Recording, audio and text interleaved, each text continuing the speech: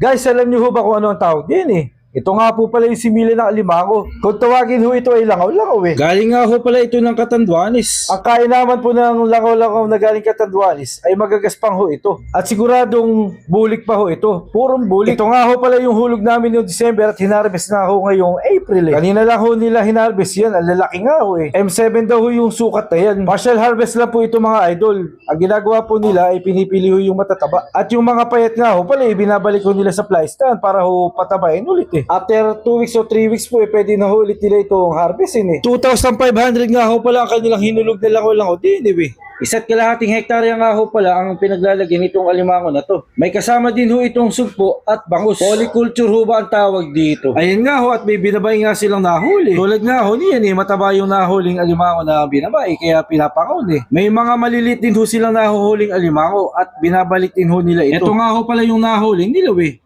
Kalahating tray na kapo eh. Nakapagbenta na nga daw ho sila dito ng 3 tray na alimango eh. Nasa 300 piraso na nga ho palang alimango ang kanilang nahuhuli dito at naibebenta na. Sarap lang nito. Ano kaya luto masarap din eh.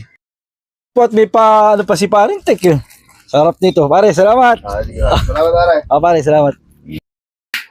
Ito nga ho pala yung ginawa namin luto sa alimango na to eh. Sinahugo namin sa gulay. Very nga ho at sinama na sa kanin ng aking anak eh. Hi, Idol! Yan. Masarap ba, anak? Yeah. Yun. Sa mga gusto kong maghulog ng similya ng alimango, yan eh, available nga po pala ngayon yung galing Catanduanes na langaw-langaw eh. Message nyo lang ho kayo at pagka gusto nyo umorder, sige nga at hanggang dito na lang. Maraming salamat ho!